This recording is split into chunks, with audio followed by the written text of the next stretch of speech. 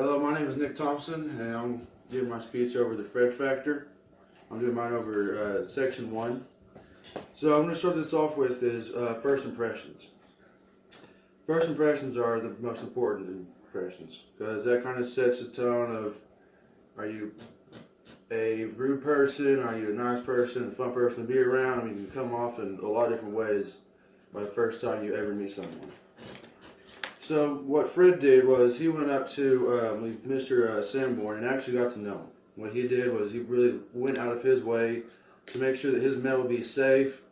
He knew that he had traveled a lot for work, and he went out of his way up above and beyond to actually make sure that even his mail was safe, which isn't even that big of a deal, but he made a great first impression by just doing that. And then another thing was, even though he was just a mailman, he's still up and above and beyond his line of duty. I mean, just a mailman, you know, put the mail in the box and you go. But yeah, he had actually stopped to get to know the guy. I mean, never seen him before, and he would actually pick up slack for UPS, which was mentioned in the book that had put at a wrong house. And he went to that house and brought it back over to Mr. Sanborn's house. I mean, just little stuff like that that can really make a person a great person. Next is everything is perfect about his customer service. From doing his job, I mean, just perfect. I mean, it's easy to point out what's wrong with customer service. You know, you can call and complain on this and that, and how a employee was rude to you, or how there's just all kinds of numbers of stuff. But what's never pointed out is when employees do stuff right. And by him doing this, Mr. Sanborn actually gave speeches about it. And that leads me to my next one, is that even with the job as basic as a mailman, I mean, whether it's a construction worker or just being like a waitress, the way you do your job can affect and inspire others that you could never imagine who. You know, I mean, like he traveled all across the country giving speeches about this guy, just delivered his mail. And Fred just really kind of does everything up, above, and beyond. And that leads me to my next point is he makes relationships with the customers, which is people who just receive the mail. And with that, it's also very important. I mean, it's really overlooked.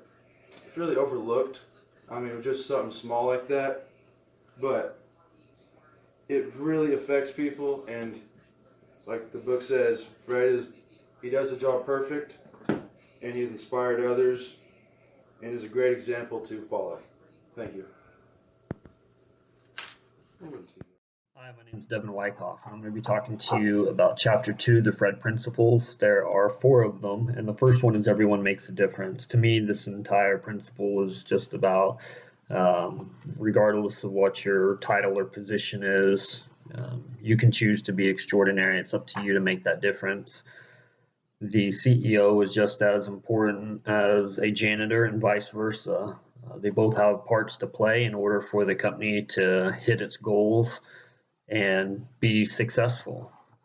Principle 2 is success is built on relationships. And the book says in any job or business, relationship building is the most important objective because the quality of the relationship determines the quality of the product or service. We talk about this all the time where I'm from. And the big thing is you want to build your pipeline of customers that continue to revisit you, and you know them by name, vice versa. They ask for you on your days off. They want to do business with you, and it's all because of the relationships you build. But it also helps you as a manager working with your employees. If you build positive relationships with them, they're more likely to stay with you long term, and you're able to coach and develop them into the type of employee that you're looking for. And then, going upwards on the ladder is you build those relationships with your supervisor and their supervisor, which will help you with promotions, or if you decide to leave the company, they'll give you a good reference. So principle 3 is you must continually create value for others, and it doesn't have to cost a penny. This entire thing was about using your imagination. It talks about how Fred really didn't have any resources available to him, but it didn't prevent him from giving extraordinary service by using his imagination. He went outside of the box and ultimately created value for his customers. And you can do the same. Principle 4 is you can reinvent yourself on a regular basis. And it says in the book that the author believes that no matter what job you hold, what industry you work in, or where you live, every morning you wake up with a clean slate. You can make your business as well as your life anything you choose it to be. I believe in this one. I think that every morning that you wake up, you do have a clean slate. Be thankful to still be here and go out there and make an impact. So reinventing yourself can be anything from, attending college classes, to being a better husband, wife, parent, or just going out and doing something positive for your community. Whatever you or who you want to be in life, you can be that person. You can reinvent yourself. You don't have to be stuck in whatever you're currently doing. So I think the 4 principles altogether really go hand in hand with one another. To me, I think the relationship building and reinventing yourself are the 2 that I think are the strongest out of these. But the other 2, I think are positive aspects as well. So those are the 4 principles. Anyone can be a Fred, including you. The result will not just be extraordinary effort and success in your work, you'll find yourself living an extraordinary life as well. Mark Sandsborn, page 7 of The Fred Factor. You've previously discussed what it is to be a Fred and the 4 principles. Now I will discuss how to become a Fred and make other Freds, with an emphasis on the workplace environment. In order to become and make other Freds, you must find, reward, educate, and demonstrate, or F-R-E-D, Fred. Then you have to go out and recognize, acknowledge, and pay back the Freds in and around your life. So let's get started with the F in Fred. Freds are everywhere, and we don't even recognize them. Fred could be your neighbor who hid your package so no one could find it on your porch. Fred could be your coworker who covered your shift without complaint so that you could be in the hospital with your mother. Fred could also be a stranger who offered to pay for your meal at the drive-thru window and gave you an opportunity to pay it forward. Fred could also be tired of being Fred, or worked in an environment where Fred was disapproved of, so they quit trying to be one. You always have to look for the good in others and help draw out that good in them. Remember, if you hire a Fred, you've hired an individual who cares, gives more often than takes, and never complains about going the extra mile without recognition. You've got to fuel their fire and allow them to do what they do best. Be Fred. If you hire a team of Freds, you will surely succeed, especially in productivity, customer care, and unconditional support towards achieving organizational goals. I believe the biggest challenge in hiring a team of Freds would be finding Freds who work together without it turning into a competition. Your team needs to be a team of Freds who remain humble in their actions, especially with one another. So let's discuss the R in Fred.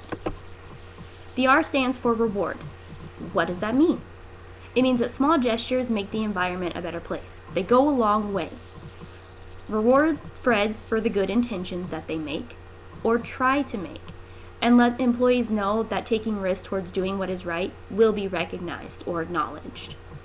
Make sure your team knows their contributions are important and necessary.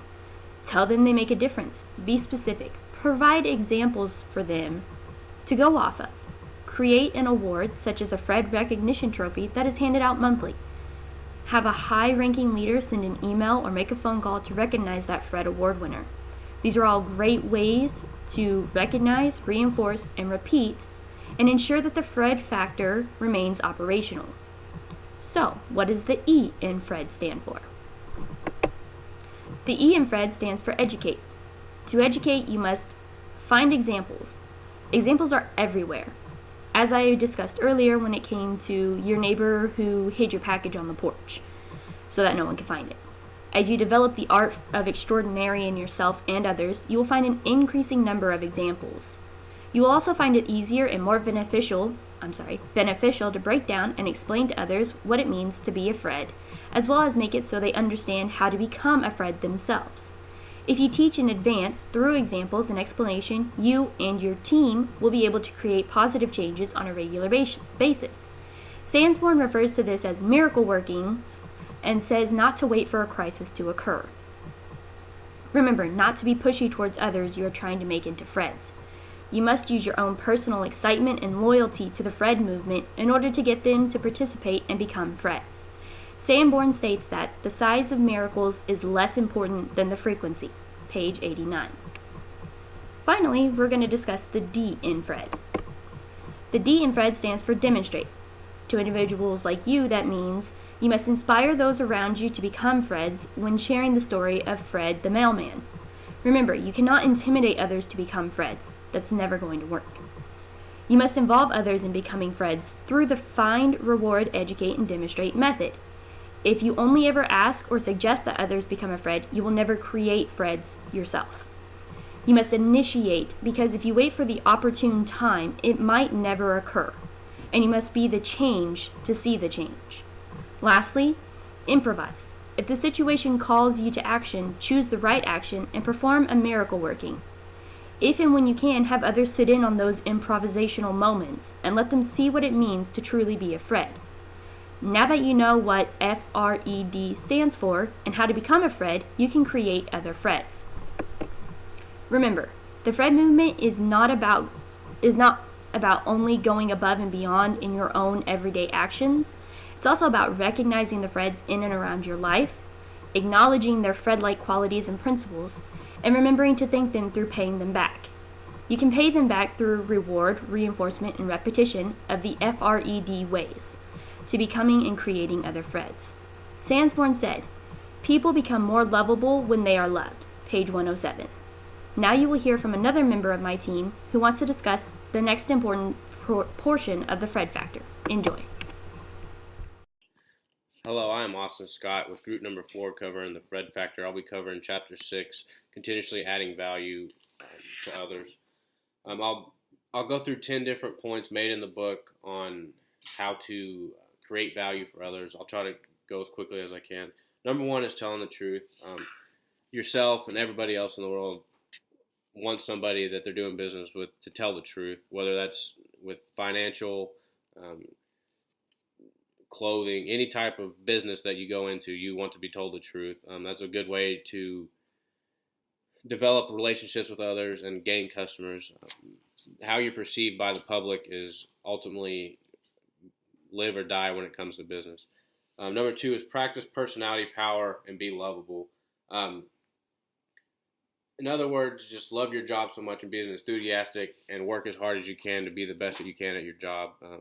Your personality, no matter what you do and how you interact with your job and how you show how you care about your job, can be great for yourself or it can be detrimental.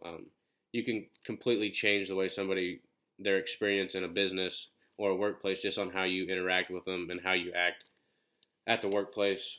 Number 3 is attack through artistry. Especially in today's age, everything that you see, all products that people want to buy, consumers, whether it's phones, clothing, electronics, they always want the prettiest one, whether it's the best one or not, but the prettiest one sells. You want to make your brand the most attractive to the eye that you possibly can. Number 4 is meet needs in advance, or in other words, anticipate. Apple is probably the world's best at doing this. Just take, 5-10 years ago, I remember when the first iPhone came out, and people thought it was absolutely insane that a phone cost $200. Now, just a short time later, they're coming out with 2 phones every year, and the price just continuously increases where they're $1,300, $1,400 now. And it's because they anticipated the love and want for electronics, and they stay on top of that curve. Number 5 is add good things, which could be multiple things, but a few of them are humor, keep the workplace light, and be enthusiastic.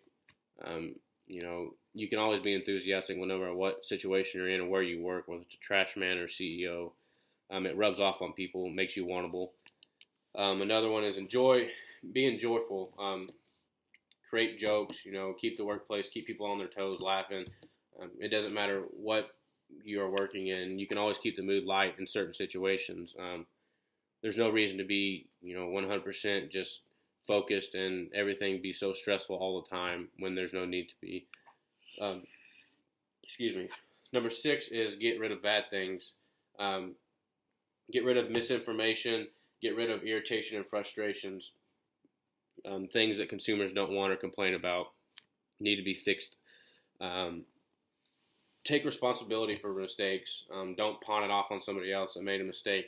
Take ownership in it and fix it yourself. Don't expect somebody else to take care of it, even if it's their mistake. You should take the power and do it yourself. Get rid of defects. If you know something's wrong with a product or a service, you need to fix it right away, because the more defects that go out, the more customers that you lose. Respect people's time. Get rid of waiting, especially in like doctor's offices. Everybody's been there, done that. You walk in, you're supposed to have an appointment at 10 o'clock, and it's 11 o'clock before you get there. In the book, they're stating, respect people's times. Even if they do have to wait, be respectful about it and try to get to them as quickly as possible and communicate with them while doing so.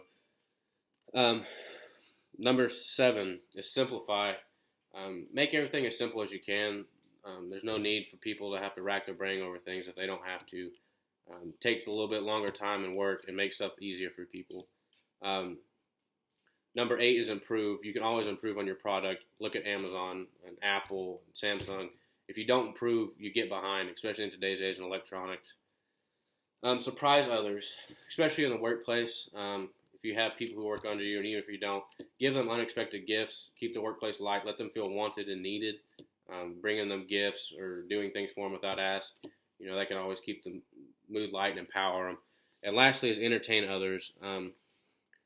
It's easy to work at a place that you enjoy being, and that's just something that people need to learn to live by. Is happy workers means a good business and it's thriving.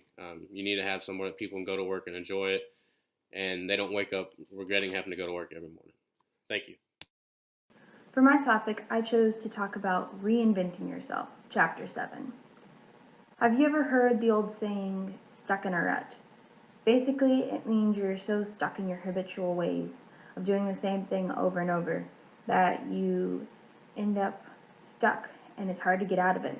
It's kind of like how a car gets stuck in the mud.